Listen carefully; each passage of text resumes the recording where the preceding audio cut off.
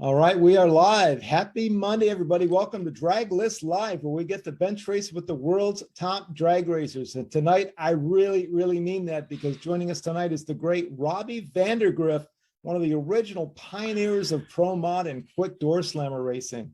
Before we bring Robbie in, let's go to John and say hello. John, what's going on? I'm doing great here, BP, and howdy from Houston, everybody. Please join us on the live chat. Tell us who you are and where you're from. I'll take notes and I'll pass your questions and comments along to BP and Rob. Awesome. Thank you, John. And folks, while you're on the chat, how about just like we don't do last week, somebody let us know if you're actually seeing us live, like Facebook is telling me we are.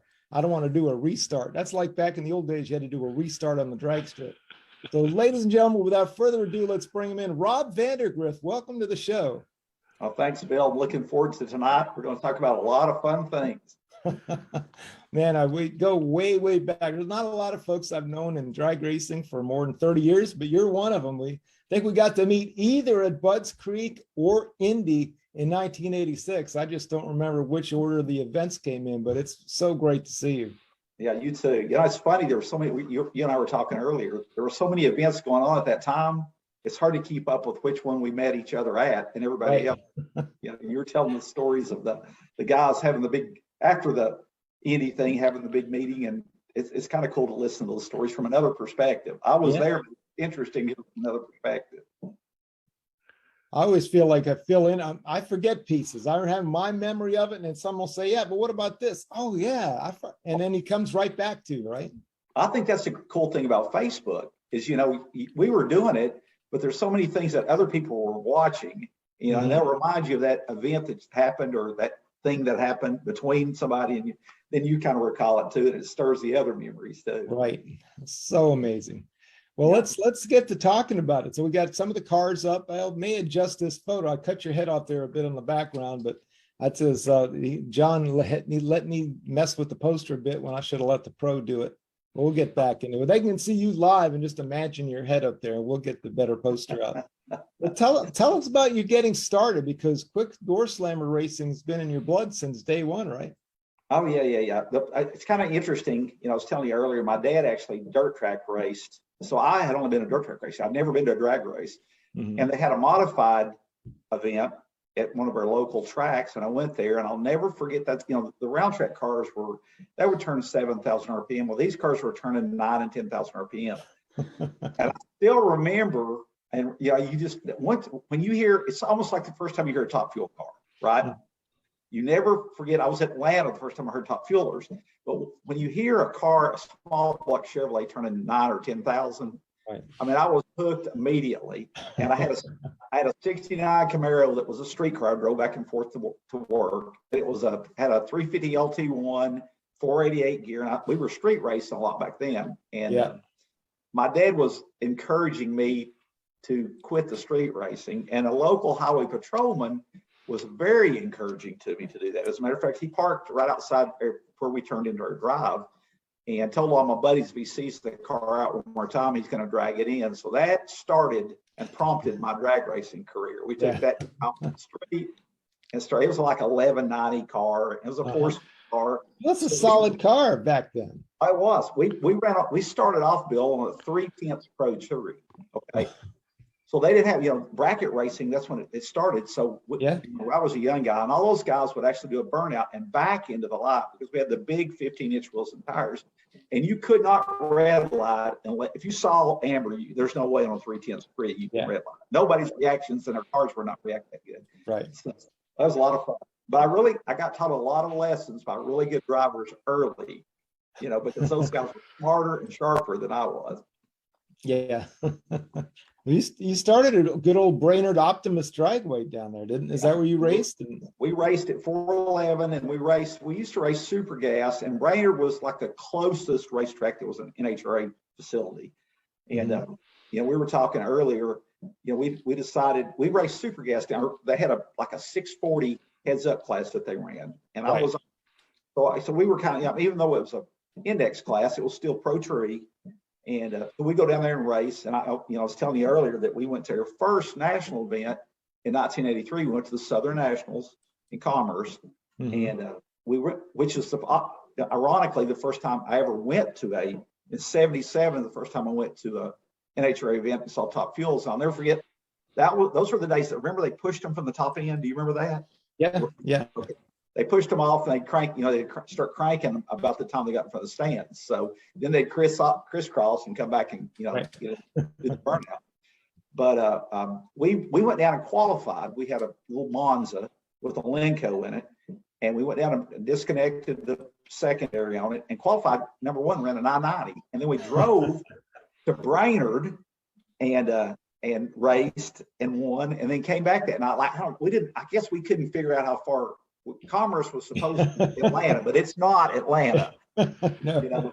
Northeast of Atlanta, pretty good. Yeah, up 85. So we drove back and got a hotel room. I'll never forget. It was like 3 or 4 o'clock in the morning. Then got up at 7 o'clock. Yeah, and went a race. So I was telling you earlier, we were sitting in the stage lanes, and I was kind of resting by the car, and we pulled up by, I think it was Sherman Adcock, he's a well-known bike racer, and definitely a deadly pro tree racer.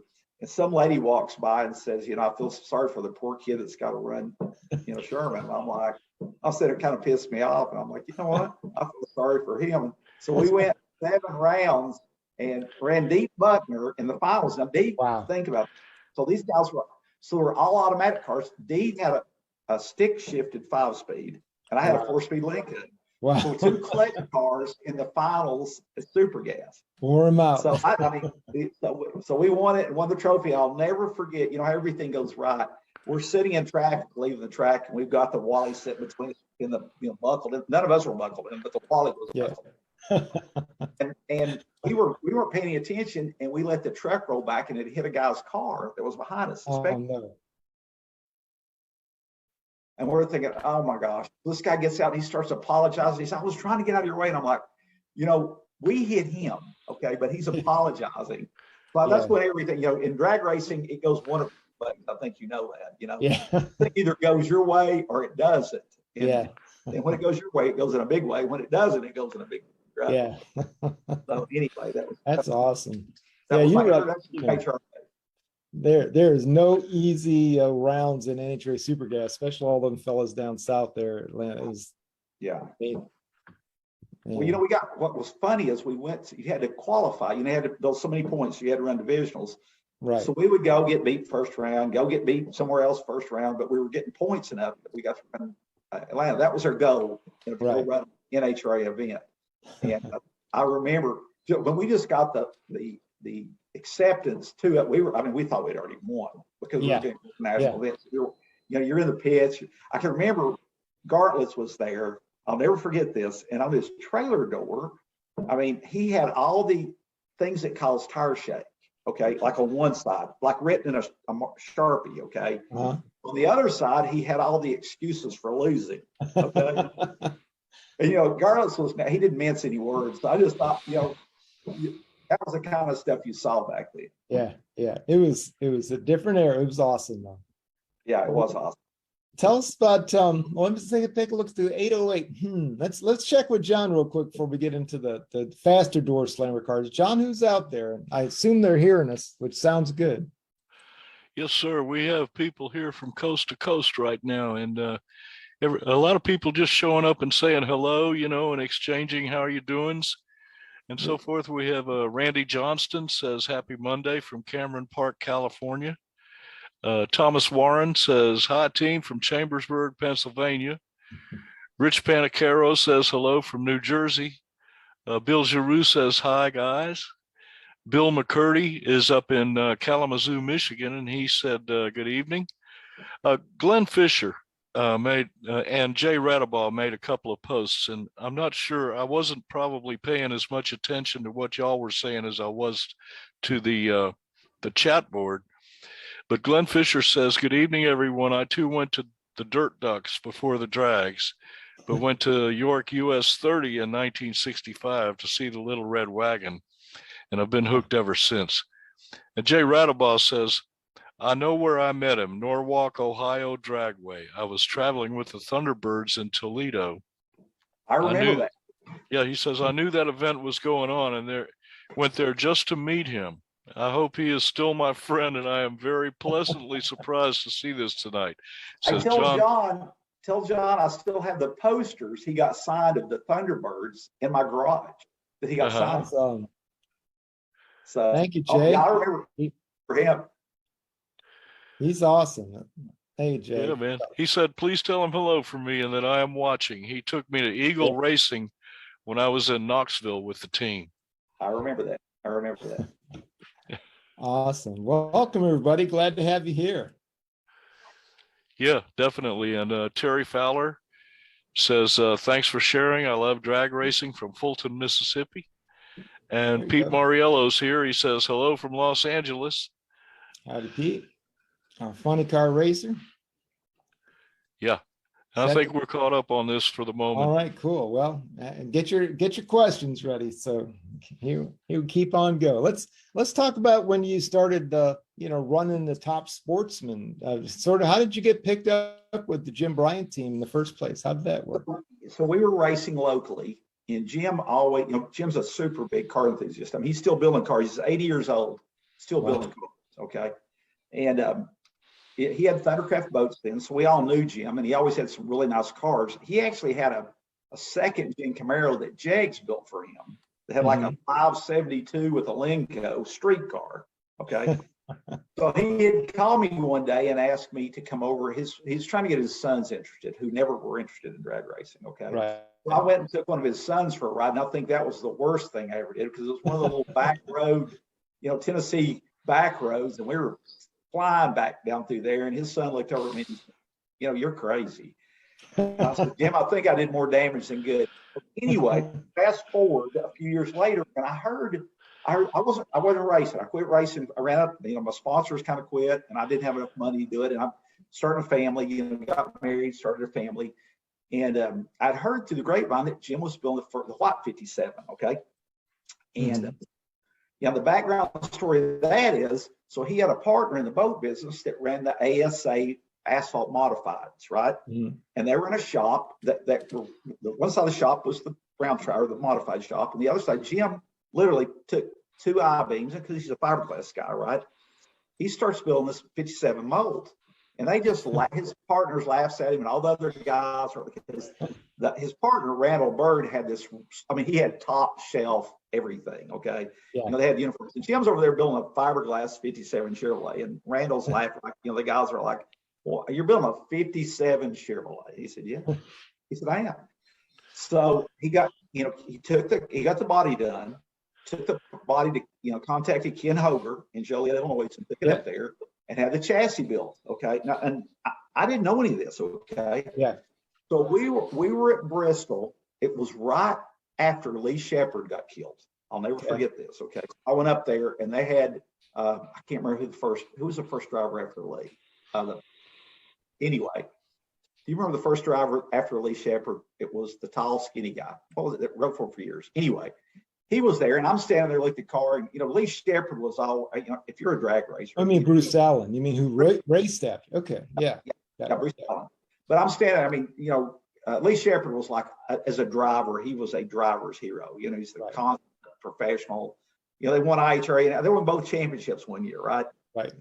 And so they went to Mountain Motor Pro stocks, and we'd watch them. Anyway, I'm standing there looking at the car and thinking, man, what that's like. And honestly, I wasn't racing. I'm thinking, you're kind of down. You lose a friend, especially somebody that's a peer that you look up to. I was kind of thinking, maybe this is the time to get out of this. You know what I mean? And I can remember standing there beside the car, and Jim walks over, and Jim's a big guy, and he puts his hand on my shoulder, and he said, "What are you thinking?" He said, "You look like you've lost your best friend." I said, "Well, I kind of feel like that." He said, "Well," he said, "I've got something I want to show you at the house when you get back home, And he said, "I think you might be interested in this." And so I think I immediately did the 180, the 25-year-old 180 from feeling sorry to getting so excited. Yeah. And so the next week we went over, and I looked at the car, and it had a Larry Clark, who was an Eddie Carmichael. I don't know if you remember those guys, but Larry built a lot of contractors. Okay, customer pro stock racers. Yeah, so they had built a 572 for the car, and it was already in the car, but the car wasn't wired, wasn't plumbed. but it was solid white, and it was absolutely the most awesome car I'd ever seen. And I took my best friend over there, and I think we just stood there with our mouths open the entire time, you know. I'm sitting there thinking, it's a pro stock 57 Chevrolet. Yeah. You know, and Charles was running, but Charles was really just basically it was just a modified 55. Yeah, it was a big old fat stock chassis. Yeah, you know. And so this was a pro stock 57 Chevrolet, and I'm looking at it and thinking, this thing's going to change the whole world, you know. So we got it together, and Jim was really funny. You know, you and I talked earlier. He wanted me to get really acclimated to that car because we thought it was going to go pretty fast. And I think I'd run like 850s in my Monza. It was a small block Monza. You know, this thing's a 572 that weighed 2,350 pounds. We figured it'd go a lot quicker than that, right? Yeah. So we ran around, you know, we went to Brainerd, we match raced, we did all kinds of stuff behind the scenes before we took it to Cleves, Ohio, Cincinnati, the first time we ever debuted it. Right. And I remember it was solid white. I don't know if you were there, but I think a lot of the drag racing world was there. Okay. So I think the first pass we ran, I remember Robert Leonard, who was the tech director. He looked over that car and he's like, Robbie, this is the crazy. He said, I just hope you don't kill your fool. That's what he said. Okay. But first pass, I ran like an 8 flat at 172. And one of the guys, you had to pull the trunk lid off to refuel it. Okay. And they put a pit pin so that you could get the trunk lid off on the parachute mount. Well, the guy put it in upside down. Okay. Oh, well, the parachute, it fell out halfway down the track. So when the parachute came out, it just blossomed up in the air. I'm running about 175 down through there, you know, and it's not a big long track. And I'll never forget the safety safari or whatever, the HRA crew collected the parachute and brought it to me. And Robert rides down there on his it was a 3-wheeler then. And he said, if you do that again, you're not going back down the racetrack. Okay. He basically gave me a stern warning. But I told Jim was one of those, he hated bracket racing. He hated any kind of index racing. So we qualified. I think we ran like a 795 or something finally, broke in the 7s. Right. And everybody was going crazy. Well, Jim left, took the car on Saturday. So I stayed to watch the race, and I was going to ride home with Ed, Michael, and Larry. And everybody was over there asking me, where's the car? And what happened? And I told him, I said, Jim, he took the car home. He said, what do you mean he took the car home? So, and that became a pattern because he hated it. So he'd go qualify, and he hated to park in the sportsman pits. Okay. He wanted a professional. He wanted to park with the professionals. And I'm like, Jim, that's great, but we're not professionals. He said, you know what? If we build it, they'll make it a pro. So we so the first, till 89 was the first class. So we were racing this thing in 85, right? Right. Wow.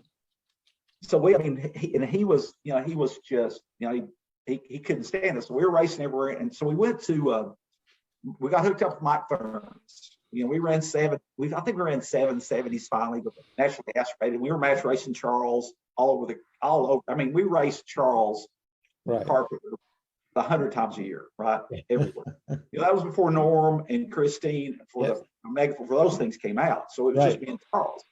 So we were racing every racetrack in the world. And then Jim decided to build in 87. Charles stepped up the game, and everybody stepped up. And that's when he built the second car. Okay. Yeah. And because I think Bill had run 200, and we weren't going 200 in that box. Right. Okay. Right. So he built a new car, built a new body, took it to Haas, and that car. I'll remember he had us for Thanksgiving. He didn't tell. So let me tell you the backstory about that car. So Jim had this paint. He designed this paint scheme. All right, and that car. Oh, nice job. So what was Steve? What's Steve's name that had Super Stock and Drag Illustrated? Steve Collison. So Steve and Francis told us Jim wanted to be on the magazine cover. Okay. And Steve said, if you paint that car yellow, red, or blue, we'll put it on the cover. So, he did that. And Steve finally put it on the cover. We went to Moroso that fall just to get it on the cover of Superstock. Okay. So anyway, so they designed the second car. And Jim came up with this paint scheme. And Wayne Mize, Wayne just passed recently. He was the one that actually raced with me forever and went with Jim. and everybody knows him as House Cat. He was the biggest character in the world. And anyway, so Wayne goes and picks up the car. I went and got fitted for the car, but Jim wouldn't let me see the car. So Wayne went and picked it up. Well, he takes it. He hated it. So he takes it straight to Larry Griffey, who's a local painter that's built all kinds of super cool. And he didn't even let anybody see. He didn't even take, Larry took pictures. I only had like one photo of that car and that paint scheme, and it was like a leopard skin down. What the? It was a god. That would not have worked. Anyway, so Larry tricked it out there and painted it, and I mean, and then we got to see it at Thanksgiving, and that was, the first car. I've got so many memories because it was the first car, right? Right. But the second car is the one that was just a bad race car. Yeah, that it was thing. swoopy. Yeah, it was swoopy, and it ran fast right out of the box. I mean, we qualified number one in Florida, number one at Darlington, and I mean, that thing really started running. That's when we got racing. Okay. But is that the one you went to Ennis and went 7 flat in, nearly broken in 6s there? Yeah. We were running. It's when Billy Meyer bought the race or IHRA, and all of us were so excited because not to say there's a lot of good tracks, but Ennis at that time, it was all concrete, and it was fast. It was April. The track. That was the track. So I remember going down there, and I can remember, Bill, it had so much traction that none of us could get the preload right in our cars. That was before we had our bars and stuff. We just adjust a 4 lengths, and your bully bars where you had to adjust. And we would go. It had so much bike that we would go. Everyone else would go right, and we were just taking preload out. And finally, we qualified, and then the first round of the Quick 8 was going to count as a qualifier. That's when they were going to start the Quick 8. Okay. So we ran and finally got the car going on the racetrack. And we ran like a 7:12 or 7:10 or something. Okay. Right. And Blake Wiggins ran 200 that weekend, and Eddie Hill ran 499. Right. Right. So yeah. All of us were trying to bust into the 6s, right? Yeah. So we went through the field and we're running Blake in the finals. And I can remember we left and the car was on a perfect pass. Okay. And something happened to Blake. So I'm out by myself and I'm hitting the shift lights, and I'm in that thing, makes a perfect lap. Okay.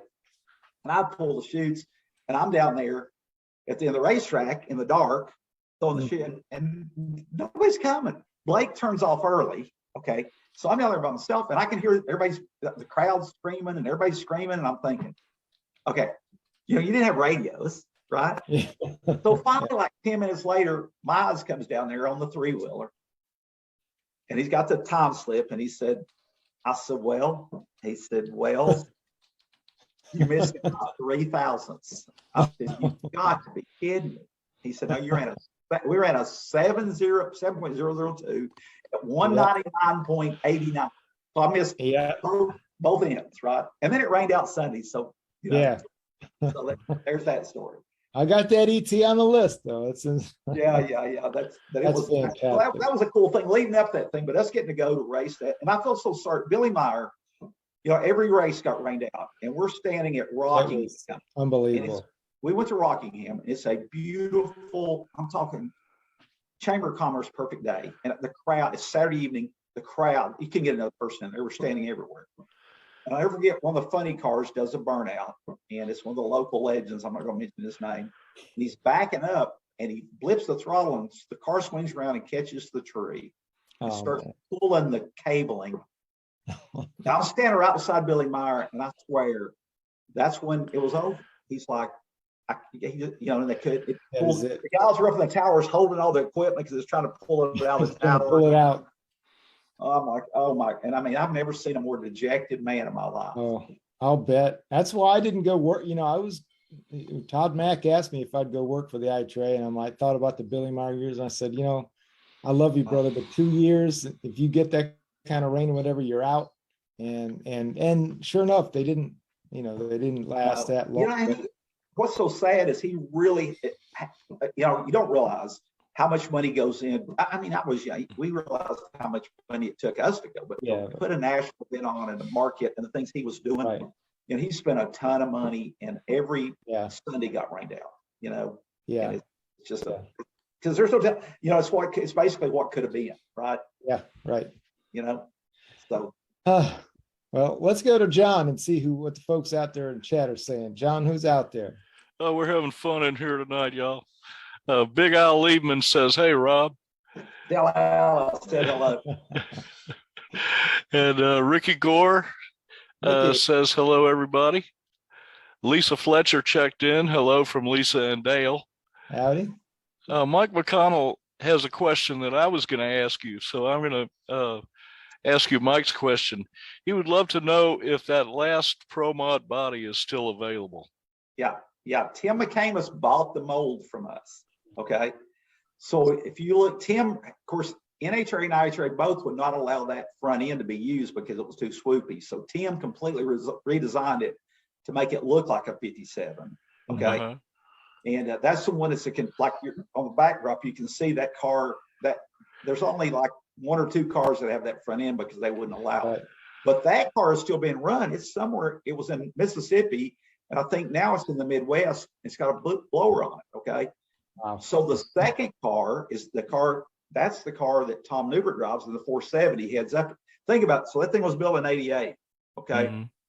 The other car was built in 90 or 91. They're both still racing. The first car, Roger Sellers has it. He owns the first and second. Really? Okay. Wow. And the first car can't be run because it won't tech. Okay. So it was completely, Jeff Littleton sold it to a guy that won the Alabama State Lottery. And that guy completely redid that. Okay. I mean, so it was white. When he got done, it was white. It was like the original car. Wow. So anyway. That's cool stuff. What else? Who else we got out there, John? Well, Larry Clayton just said Friday and Saturday made your expenses, and Sunday was for profit, hopefully. Yeah. Oh boy, that was the guy that put on the first one, the first USSC race. We'll be talking about that in a minute. Well, this 57 that's it's behind BP's left shoulder in the graphic there. Yes. When I first saw that car, I was absolutely floored. I thought that was the coolest hot rod I'd ever seen in my life, man. We had more fun. I got to tell you, so, in our day, we didn't get paid. You didn't make a lot of money racing. You know that, right? Right. But Jim Bright, we sold T-shirts, and the stories of the T-shirts those are the fun parts. And Jim always would say, we buy them for $5 and sell them for $10 and live off the 5% profit. Yeah. Somehow that math doesn't sound right, but I got to tell you another. So going along with the T-shirt thing. So Wayne Mize and a lot of guys, if they came to races, would remember this. We had a thing called the guinea horn. Did you guys ever see the guinea horn, Bill? Do you know what I'm talking about? No, sir. Okay, so David Wagner worked for Jim at Thundercraft, and David went on to left Jim and went to Florida and went to work for Rob Moroso and ended up running Joe Gibbs' shop. Okay. Wow. Dave's dad is a local. He built racing motors for Vic Wagner. So anyway, Dave was a fabricator deluxe. So he fabricated this instrument that looked like some sort of musical instrument. It had two, like a I don't know, like a flute or something, but it was shaped, had a mouthpiece, and it went around. And the other end of it was pointing right at your face. Okay. And he had brazed 2 other copper pieces on it. So what we would do, we would fill it with baby powder. Okay. That we used on the parachutes. And we'd hang it up and wait for some poor unsuspecting guy to come by and say, "What's that?" And then Miles would go into his pit. It was his granddaddy's guinea horn, and nobody could play it. And before you knew it, somebody would pick that thing up and their cheeks would be swollen out before that powder would take and plug on their forehead. Okay. So we're at Englishtown. Okay. And do you remember Heavy? I can't remember his real name. Heavy he was about 6'7", big black guy, about 320. He was a bouncer, but he's from North Carolina. But he was in New York. Okay. And he had a scar from his forehead all the way down to his cheek where some guy cut him one night. So we're in Englishtown, and of course, there being Southern, we would laugh because people would stand around, and I'd say, "Wayne, they don't understand a thing we're saying." Okay. So anyway, Heavy and his group of buddies were about 5 or 6 big black guys. They were hanging around the trailer just shooting the bull, and Heavy saw this guinea horn. Okay. So he picks it up. Now, miles in there are there by themselves, okay? And there's heavy, by alone could break us both in half. He picks that thing up and Miles goes into his field. And I'm thinking, this is not going to happen. So I turn around, and about the time that thing, it had been in there for an hour or two, and it plugged on head. It probably had an inch of baby powder stuck on his forehead. And I looked, and he had this look on his face. And I looked around, all of his buddies were literally on the ground laughing. Well, he goes up and he starts enlisting people out of the stands. And we were there later that evening. It was one of those late days. I looked up in the stands. Probably every other person had white baby powder on their face. We went through bottles of baby powder that night. So anyway. He's passing it on. Yeah. We had some fun. That was some of the fun stuff that we did. That's awesome. Well, let's chat about the USSC when that came out. I mean, I remember the first or second time I met you was there at Budds Creek as we did the first United States Super Circuit. Yeah, it's funny. Ron started that thing. He was talking about it, and he started calling us all. And of course, here's the funny thing is we were also busy match racing that it was difficult to it was kind of difficult to work that thing into the schedule for Ron and for us, right? But we all got together and started talking about it. And Ron was he's pretty good for persuasion. You know him, right? Yeah. He's very smooth, and kind and calm and quiet. And he persuaded us all, we need to give this a shot. And of course, Wally, we were talking Wally Bell. Wally he was a big promoter of that also. So we all got together. I think we met. We were at an IHRA race. We had a meeting, all of us together, and we were like, the pros and cons of this thing. And of course, number one, we didn't have a freshman class yet, right? Yeah. So we're thinking, you know what? Maybe this is their opportunity to have our own professional class. Wally was talking about the Coca-Cola cavalcade cars or whatever that they used to run. Cavalcade of Stars, you bet. You remember that? Just like that. Yes, sir. Yeah, but Wally was comparing it. He said, look, guys, that thing, how funny cars really took off. Okay. Yeah. I said, well, the only thing we're missing here is Coca-Cola. So anyway, so we decided we're going to Budds Creek, right? That's the first event. And we get there, and you and I were talking earlier. They're my first visit to Budds Creek. I've been there several times since. I had never seen, there were cars lined up like for miles. The state patrol was out there. Yeah. Patrol. And so we get in there, and one of my buddies, I didn't take anybody with me. I didn't think there could be much big deal. Of course, one of my military buddies was up there, and he and his son came down and sold T-shirts. But I think I ended up selling the T-shirt I had on. We ran out of T-shirts I had on. But Gordy, I remember Gordy Meal, they had a fire right off the bat. Right. Okay? Yeah. Burnt the nose off their car, off Scott Sheffroff's car, and the over the hill gang. Then there was like all this stuff going on. Mike Ashley was there with the new car, I think. Yeah. And he was trying to get it sorted out. But it ended up Animal Eye running in the finals. Okay. And I told you earlier, Animal Eye, what the irony of that is, we ran in the first IHRA Quick 8 race, and Animal couldn't get his car started. So, and IHRA was saying, you got to come. I said, I'm not racing until he gets his car started. So Mike Thermos and these 300-pound guys trying to push Animal off, okay, with this wing. And they finally get pushed off, and I go out there, and I'd waited to do it falling, and at Darlington, I get out there and shake the tires, and Animal beats me,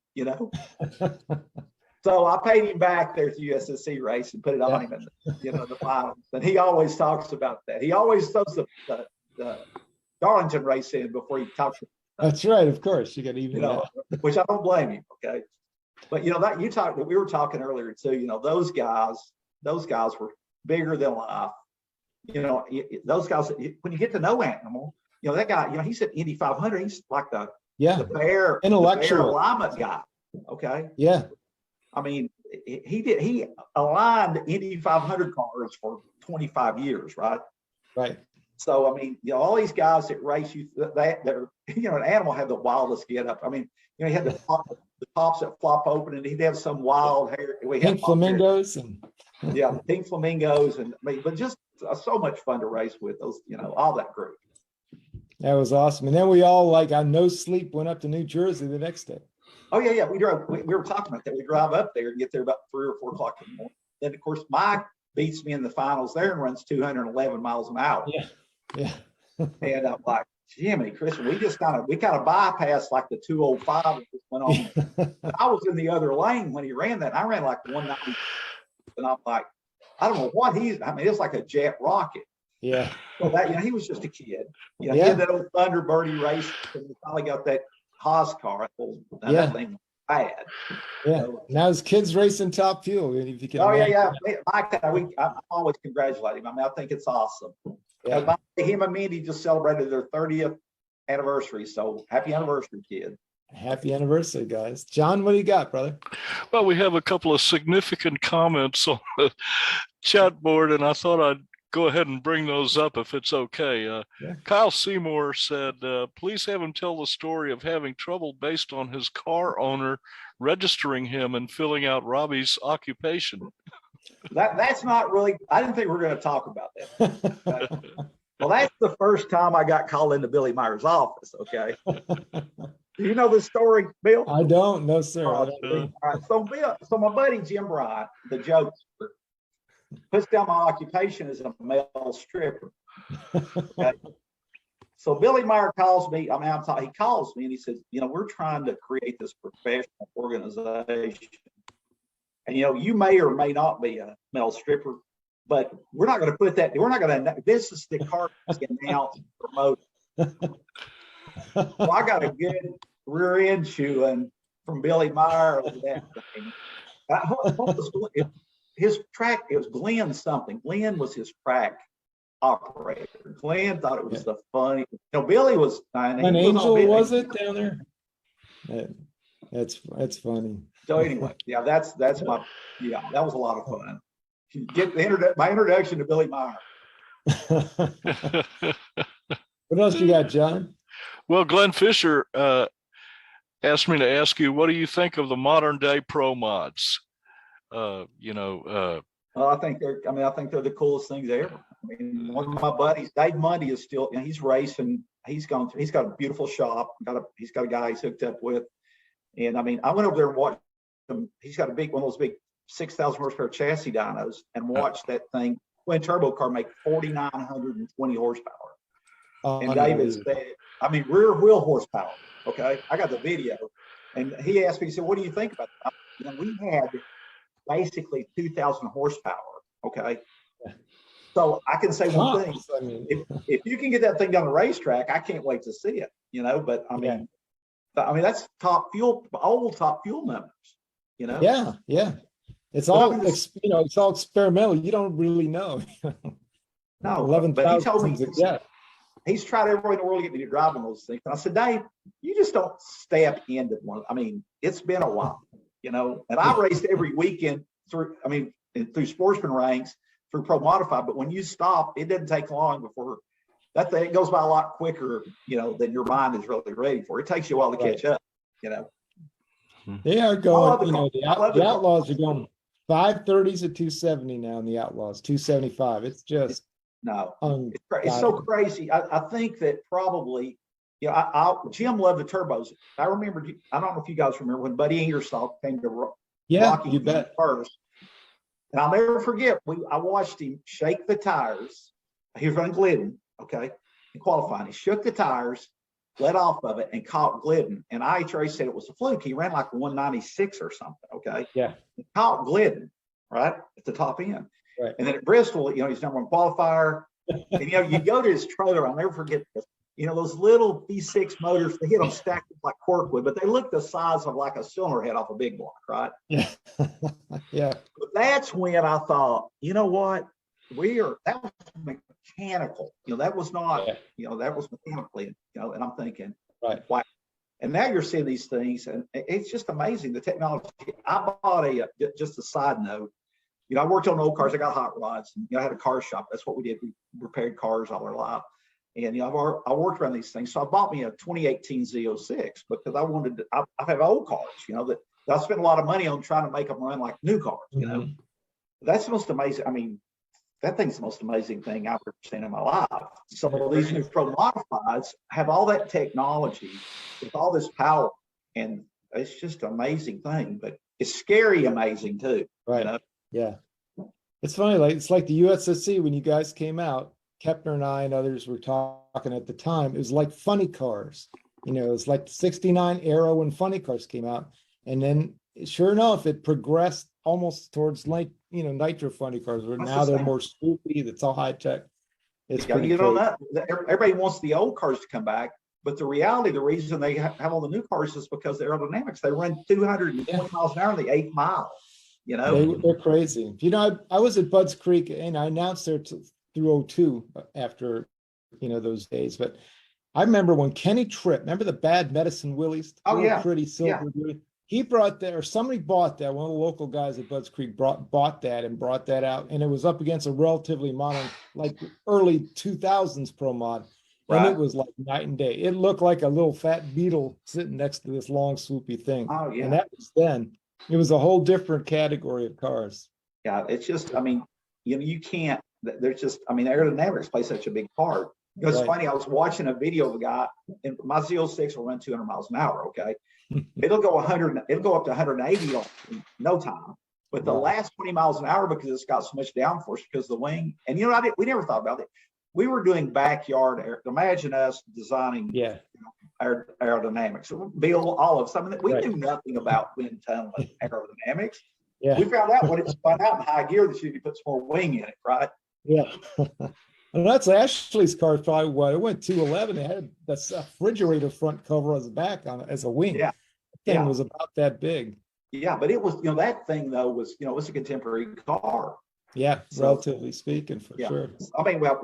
For then it was a contemporary car, right? Yeah. Yeah. Amazing. Yeah. Well, let me ask you this story. Tell us about your famous animal Jim Foyer story. I'm sorry, Wally Bell. Pardon me. I get this. Yeah. So Wally, there was not a better promoter of a plate. Okay, and he and Tom Jacobson raced. And we talked about this earlier. Those guys were there at the start of Pro Stock. Okay, right. But when we were racing, they were in their 50s, right? Late 40s, 50s, and we were 30. So they were like old men, and now you're a 50-year-old to me now is a real young man, Yeah, right. But they're out there racing with us, and both of them they're just having a blast, and Wally never had the fastest car, but he was, we always talk about the persona of people, everybody sees you. And of course, there was no social media. So you basically read what you read about what you guys wrote about us in magazines or said on TV, but you didn't know who we were unless you were one of our buddies. Yeah. But Wally's persona, and Wally was the best guy in the world. He was the most cordial. He was he's a very good promoter, self-promoter. But behind the scenes, Wally was always gigging, and because he didn't have a fast car, so he's always trying to get you stirred up with So we're at Indianapolis, we're at Indy Super Chevy, and Gary Anderson had put this thing together. It was a 16-car soft still challenge. So all year long we collected points, and we were going to run for 15 grand. Okay, so it paid 15 to win the Sunday Indy, and it paid 15 to win at the soft still challenge. And I asked my wife, I was running pretty good, and I was young and full of myself.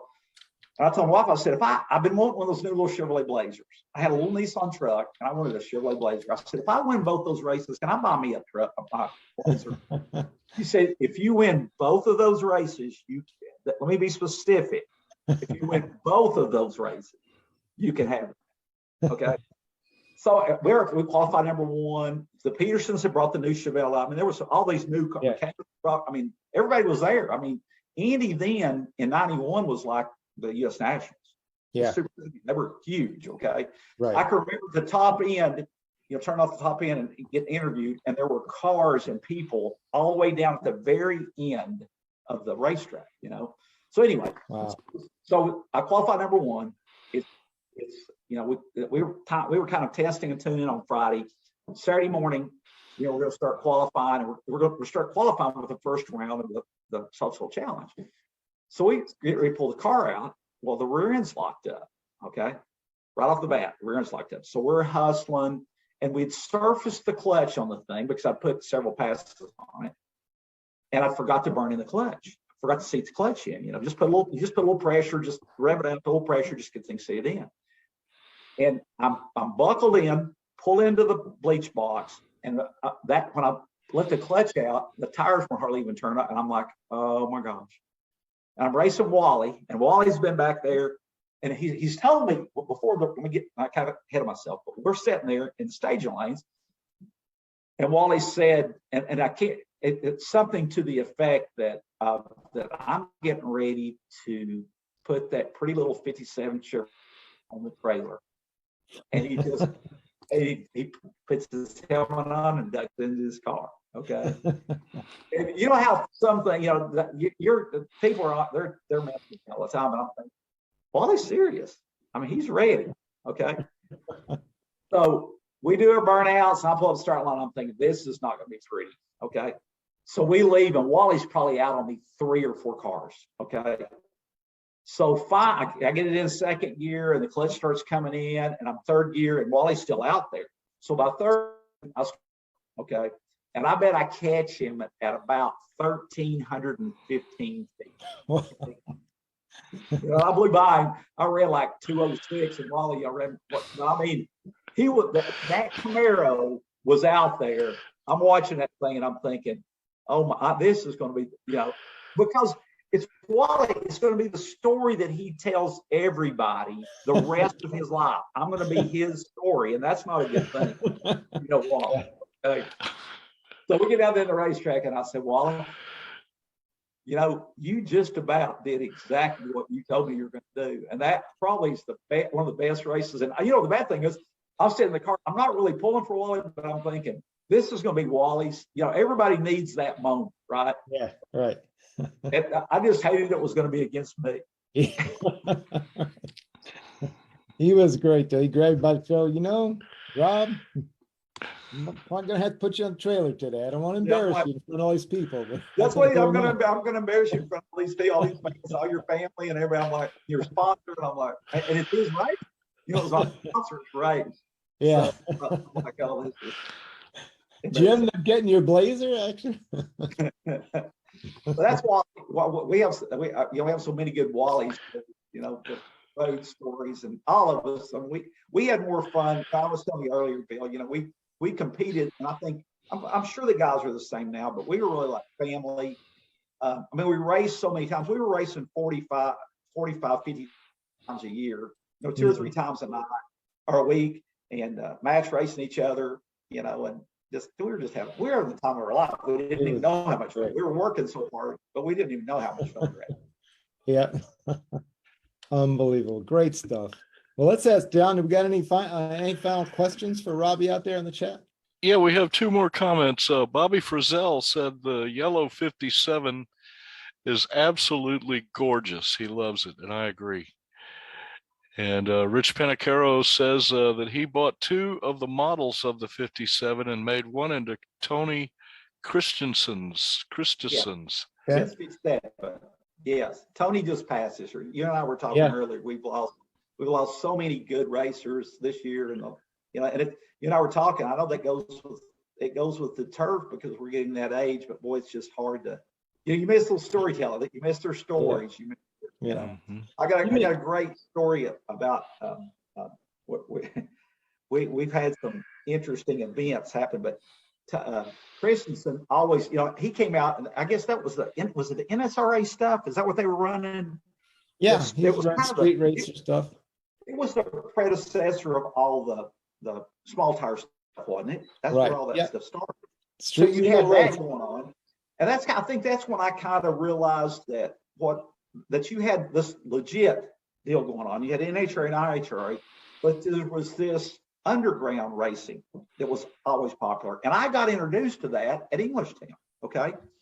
Because Scott would call me and say, hey, man, we can do a Wednesday night deal here. And it's a one thing, for a bunch of money, and it's whoever gets there first. You know what I mean? Yeah. And I'm like, do what? I'm out Southern boy, I'm like, that was my introduction into that world of, there's actually illegal gambling that happens a lot at drag strip, Yes, sir. Yeah, and that's a big thing in Englishtown, apparently, because it's right outside, it's New Jersey, New York. Yeah. A lot of that happened there, and we raced we always did the opening event there for Benny in March. So we'd race whoever. We raced Bill Jenkins, Right. Joe Pone. We raced Scott there several times. I remember we got there one time. It was in March. There was snow on the track, and we raced that. It snowed, and I mean, Benny would get that thing cleaned up, and here we go. Yep. Yeah. But some of the Wednesday night races at Englishtown were probably my favorite. Those I never, I'm from the South. I never realized geographically till I looked at the map one time how close it is to New York City, right? Relatively speaking, yeah. Oh, from New York City, So, yeah. I mean, you have a tremendous amount of people that are in that area that they would just come out on Wednesday night, and I've never seen people in my life. But that was, Vinny Napolino was one of the best promoters, just one of the best guys. I guess he's the one that started junior dragster stuff, right? Yeah, absolutely. He built his son a junior dragster, and they had it on display for years before they finally brought NHRA into it. Yep, and then iTray and. Yeah, I want to tell you a really interesting story. So Revell contacted us about building a model. Okay. So when I was a kid, I'm a big modeler. So when I was a kid, I built models, I guess most car guys, before you can afford your real cars, you build models. And they had a local fair competition here in our community that the modeling was a big thing. And I had a buddy that was, he and I were competitors, at building models, right? So when Revell contacted us, that was like the biggest thing ever. Okay. Yeah. So those guys came, they did Charles's car first. Okay. And they used a lot of the chassis things are similar on those cars, but they came to our shop. I got a garage out behind my dad's. That's what we raced out of. And the guys came there and they were telling us about, the most interesting part was watching them do that. But the next most interesting thing, they were telling us that Revell and Monogram were in this big competition. Right. And whoever could get the stealth bomber out first was really the one that was going to survive. So those guys were leaving our shop to go lay in the desert to take spy photos. Wow. And Revell got the stealth bomber out first. Okay. Wow. So, and a sidebar. So I had gotten divorced and I was dating a girl who's my wife. We've been married now 25 years. So it was like one of our first or second dates. And she said, I've got to go by Walmart to pick up something. Okay. And I knew that I'd already gotten 2 boxes of my models, but they had to hit the shelf. They were going to the big stores first, Walmart and stuff like that. So I'm over sifting through the models. I'm a 35-year-old, and my wife to be comes up and she has the smirkiest. She said, "Are you going to build you a model car?" And about that time, I looked down and there's my car. Okay, and I didn't say a word. I just picked the box up and handed it to her, and her mouth flew open. She's like, "Isn't that your car?" And I said, "Yeah." I said, "Do you think I ought to build a little model car?" And she's like, "I believe you've got a model car," because her brother was a big modeler too. So I even impressed my future wife with a model. I impressed her more with a model car than the real thing. Okay? Yeah, that's saying something right there. Yeah, no, my wife finally thought this was pretty cool when she saw Robert Post's book and they talked about it there a couple years ago. Yeah, it's awesome. We're the luckiest boy in the world, Rob, to know you. I agree. We grew up in the best eras. I remember building a '69 Camaro and a '70 Cuda because I like both those cars. I ended up, my first car was a '69 Z28, but I loved both of them. So it didn't really matter to me. I wasn't really attracted to a brand yet. You know what I mean? Yeah. There were so many cool cars back then. I mean, that kind of got me started my love of cars. Yep. Me too. I started with the models and went to the mags or went one or the other first, but yeah, it was pretty cool. And then to get to know the folks who you build them, that's pretty special. Yeah. Well, some of the guys brought the models they'd built of the car, and I'm like, what they had taken those things to. I mean, they looked every detail. They had plug wires and it was amazing the detail. Yeah, then the guys I could never touch. I mean, mine had them imaginary, invisible plug wires on mine. But. Yeah. And have you seen the new RC? That, of course, the guys they're racing these RC cars. They're doing these killer. I mean, they're so fast you can't even see them. But it's kind of cool to watch all the things that have taken off that people do, and I mean, not up in. They are amazing. Let's check in with John one more time. John, anybody out there have a final thought? Pete Mariello commented that these are great stories, and I couldn't agree more. And Rich Panicaro also. Everybody's just been having a great time listening to you, Rob. You're just telling it like it is, man, and we're enjoying it. I'm having a great time. It's fun to catch up with. Facebook's been such a good thing. Bill and I were talking earlier because you get a lot of pictures and get to catch up with people you hadn't seen in years. Right. And of course, I kind of quit when I was 35. My sponsor got divorced. I got divorced, and it was 91, 92, and it was kind of, the sport was kind of, it was taking a different direction. I grew up loving carbureted cars. Right. And not that I have anything against the blown cars, but I just they're still fighting for that equality. I mean, you look at NHR, now they throw the turbos in there. Yeah.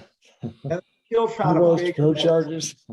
It's like, I guess I saw that thing going that way. And I'll tell you real quickly, Jim Bryant, the third car that you saw, right after he built the second car, he had that body design on that car, okay? Mm-hmm. And he had Dave Uhara. He brought me this picture. It was a blown car with the driver.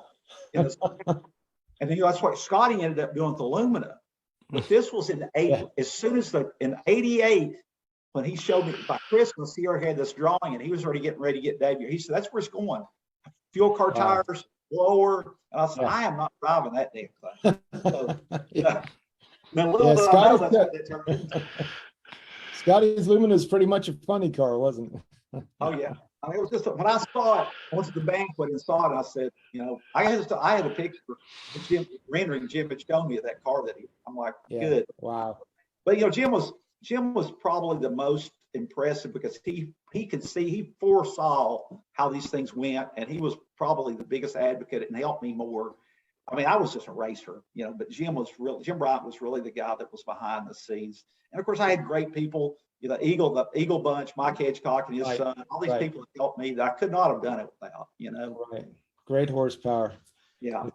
It's like any great team. You pull the right folks together, with a lot of commitment, a lot of hard work, and got it done. I was always blessed that I was fortunate to end up with the right people around me. And that, they say that all the tides rise, and that's exactly what happened to me.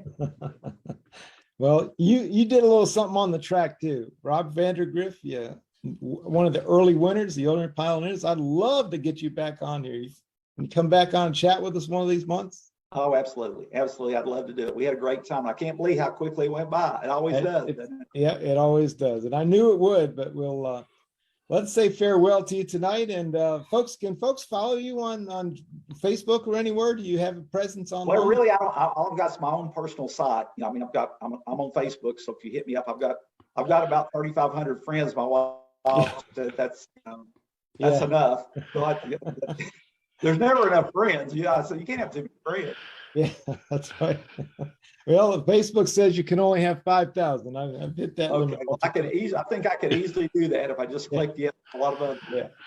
Yeah. That's why we made this page, the drag list page, so we can. I think we got. It's not to brag, and many of them are overseas. 313,000 likes on the page. Well, I told you, I probably got the first book. I remember you starting this thing when it was like a paperback book. I mean, I've got one. I thought that was like the Racer's Bible because we could keep up with it, especially if your name happened to be at the top of the list. That's right, which it often was. Let me tell you what. That 7 flat with the 2 was up there for sure. Yeah.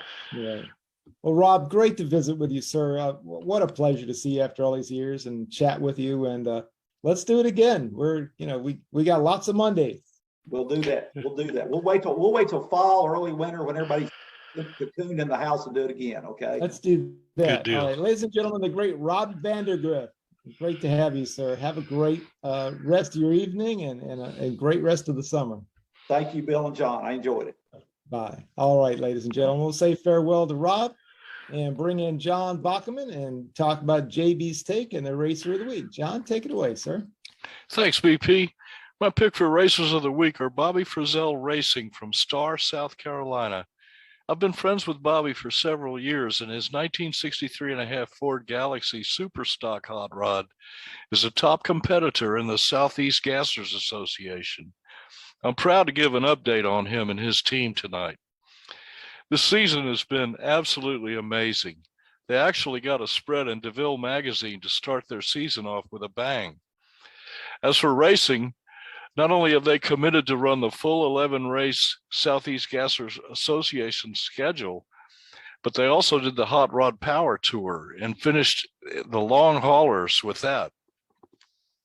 They're also doing Drag Week this year, and with their good buddy Mike. This will be their first attempt at Drag Week. A quick side note about Drag Week. Not only are they doing 5 races in 5 days, but Drag Week ends on a Friday, and they have a Sega race that Saturday. So they will be driving from the track on Drag Week Friday evening and cannonballing to the Southeast Gassers race on Saturday. Bobby's not sure if anyone has ever done 5 days of Drag Week just to do a 6th race on day 6. I've never heard of it myself, but they're going to do it. And Bobby Frizzell Racing's goal for this season with the Southeast Gassers is to finish in the top 5 points. We knew from the onset that that would be a hard task, but some of the best 4-speed racers in the world race with the Southeast Gassers. They are currently 6th in the point standings, but the season is far from over. There is some hard, stiff competition both in front and behind them, but they are committed to giving it their all. They have changed the suspension 3 times this season and changed the engine twice in hopes to battle for that goal. They will also be participating in Ray Evernham's Americana Live, which is a great honor to be part of. Bobby said they could not have the season they're having without great sponsors like Dragon Racing Fuel, who signed on at the very first of this season and has been really a big asset to their team. The Cashman's Barbecue Sauce, who is back for their 2nd season, and King Bearings, which is the only bearings Bobby ever uses. They also had 2 great charities come on board this year with their only goal to help promote them. The Gary Sinise Foundation, who not only helps veterans but first responders, and Mission 22, who do a great work with vets suffering from PTSD. Both are great places that do a ton for our vets and our first responders. Bobby Frizzell Racing has done their very best to dedicate their car to the service men and women of our country. Bobby said he could not do any of this without all the support he's been getting from their loyal fans, and this is why he does what he does. He also had to say the support of his loving wife is absolutely amazing. She is his rock and foundation. Bobby's mom has helped a ton on the car this year, also making this truly a family team. Of course, he can't forget the lady in front of the car, Mary Beth Haynes, who always keeps him safe. They jokingly say the car couldn't find the track without her. And above all else, Bobby said he could not do any of this without the good Lord putting him here and putting all these great people in his life. Well, Bobby, thank you for sending this great info on your racing operation. It's a great update. We wish you good luck, safe racing, and the best of times in the future. Now over here, the City Kings are looking for a bass player to fill out our sound. And since Randolph went to heaven 2.5 years ago, we've been drifting, but we still get together and play every Tuesday evening in the practice room I built into our garage. Bill has given us 2 new songs that we're learning, and I've contributed a song that I wrote in French that the guys love. We still have a couple of albums worth of material, and we still practice to keep our chops up. But although I could play Randolph's parts on the recordings of these songs, we need a guy to come in and play bass live with us. We all believe it will happen when it happens. Just playing the songs isn't really the idea. He or she will have to fit in with the 3 of us as a member. In a band setting, we need band chemistry above all else. We've all had unhappy experiences with bands where one guy is on an ego trip and he messes up everybody's heads and kills the spirit of it being a team effort. That still happens to this day. Whoever takes up the bass position with us will be one of us, and not being the star of the show with a backup group. Having a personality like a grenade launcher will not work with the rest of us. We're a democracy, and if one of us says no, it's no. So it's been difficult to find the right guy, but we'll keep going no matter what. And meanwhile, the Pee Wee Bowen Band is playing standing room only gigs one after another, and the band's popularity is constantly growing. There is a huge demand for this band. People want to party and dance, and Pee Wee provides the goods. It's just amazing to look out and see a packed house every time we play. I consider myself lucky to be a part of that band. Long live Pee Wee Bowen. Everybody stay safe and well. You are the most important part of this show, and we love you all. We look forward to having you all with us every week. It's a great way for us to spend an hour together on a Monday night. I'll see you all next Monday. God bless America. And back to you, BP. Thank you, John. Great stuff as always, my friend. And the City Keems and Pee Wee Bone keep on rocking. Yep. What a great evening here tonight. Let's talk about some upcoming guests. So next Monday night, I'm thrilled to announce for the first time tonight, Dawn Perdue, the driver of the Wicked Sensation Jet Dragster, will be joining us.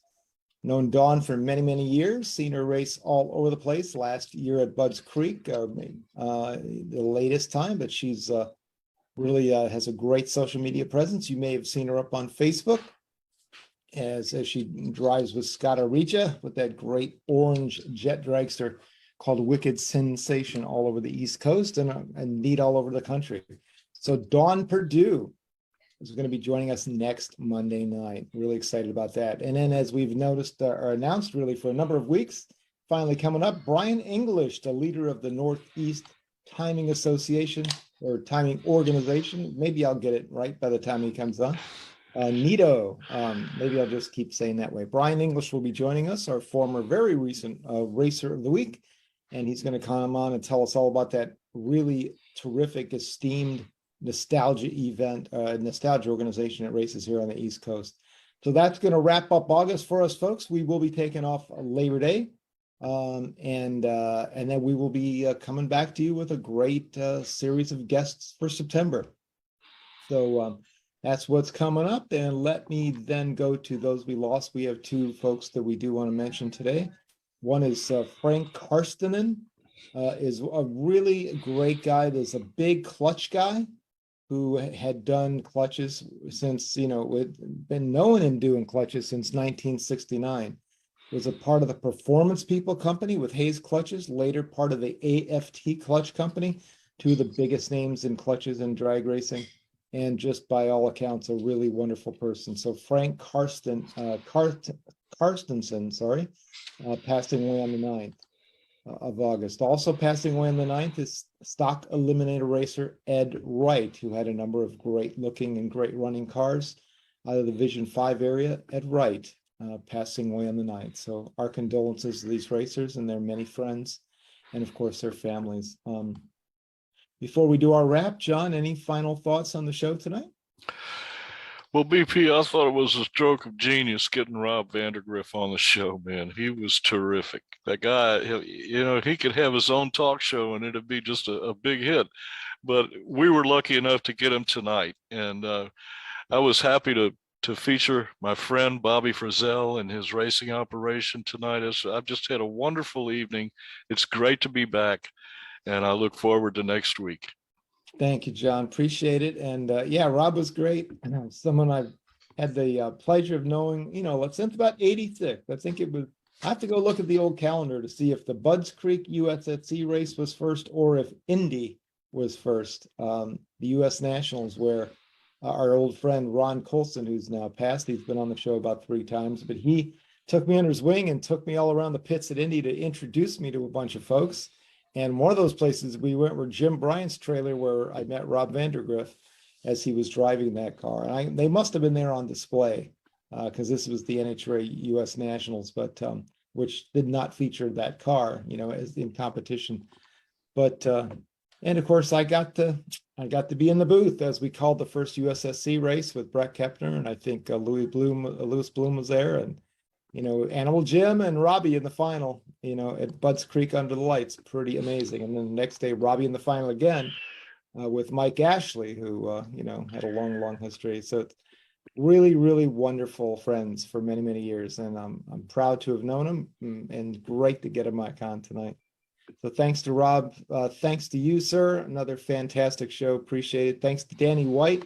Danny, who was working hard all weekend on the drag list, getting up to speed on the NHRA Topeka event, plus lots of other good stuff.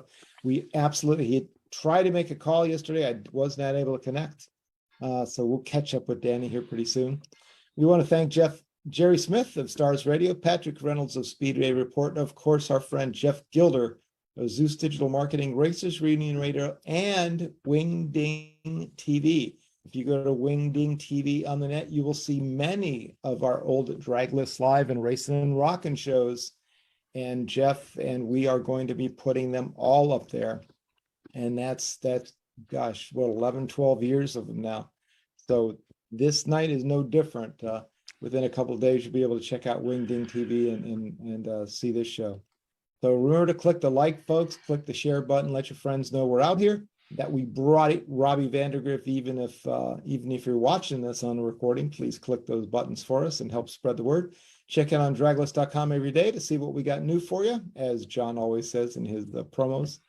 And finally, we'll see you next Monday night for the lovely and fast Dawn Purdue, driver of the Wicked Sensation Jet Dragster. Until then, my name's Bill. On behalf of John and Danny and our guest Rob and everybody else, have a great week, everybody. And we will see you next Monday night. Bye.